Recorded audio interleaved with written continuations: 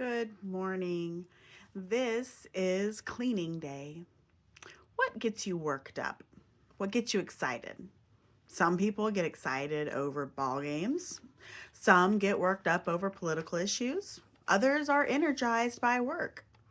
I know some who get excited over things such as cars or trucks, and these individuals work diligently to keep their vehicle washed and waxed at all times. They want it to be detailed properly.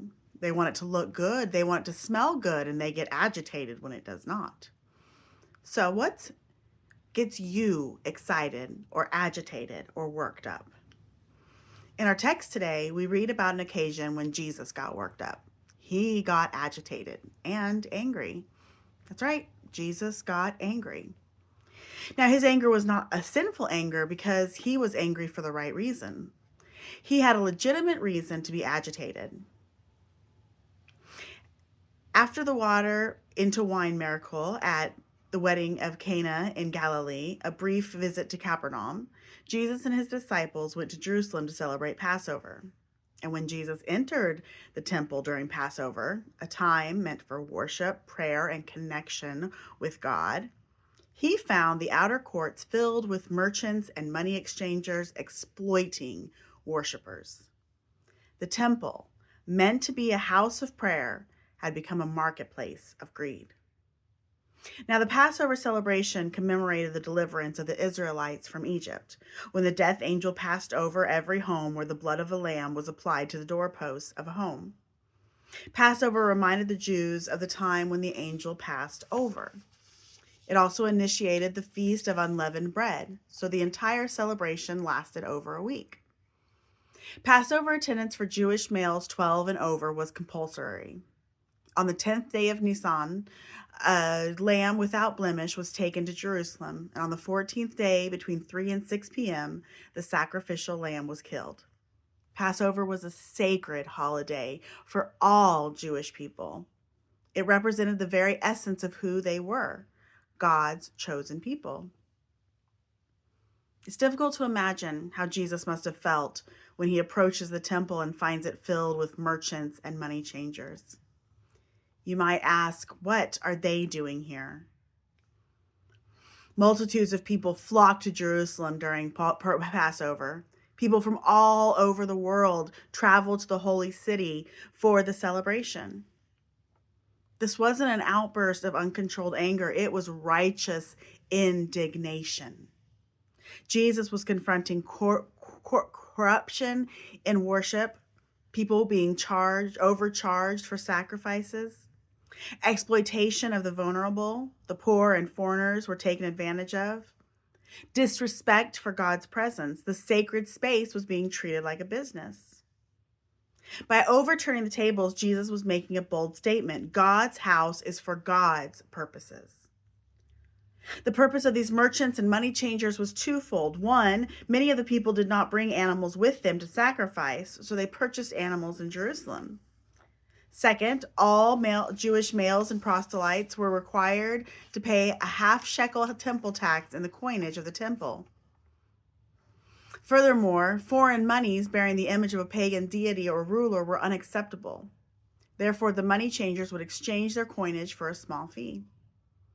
In days gone by, these activities took place outside of the temple, but now merchants and animals and exchangers had moved inside the temple courts.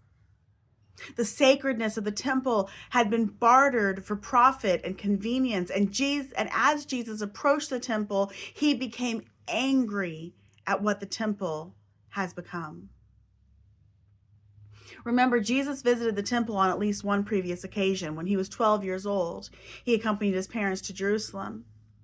It was in that instance that he confounded the Jewish scholars and teachers with his Old Testament knowledge. The temple of Luke 2 was a place of worship to worship God and study his word, but nearly 20 years later, it has become a place of merchandise and exchange. Indeed, the temples needed cleansing. And that's exactly what Jesus does. John tells us Jesus makes a scourge of cords and drives away the animals and merchants.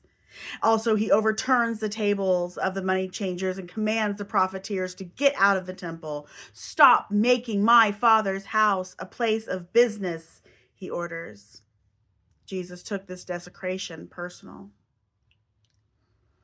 We have here one of the more uncommon images of Jesus in the New Testament. Here we find an angry and aggressive Jesus as he drives out animals, overturns tables, and creates a scene. This picture of Jesus, which is found in all four Gospels, challenges the soft-spoken, feeble, and weak image of Jesus that people often imagine. He is the opposite here. He is angry, aggressive, and powerful. As a matter of fact, this incident brings to the disciples' minds a quote from Psalm 69:9. Zeal for your house will consume me. Jesus is consumed with zeal for his Father's house, and it displays itself in his actions. Well, as we shall see through John's Gospel, Jesus' actions cause an immediate response by the religious leaders.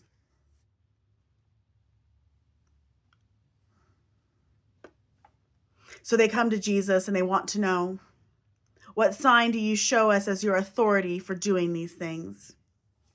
Jesus' actions have a messianic flavor. So these religious leaders want to know, what authority do you possess to carry out such actions?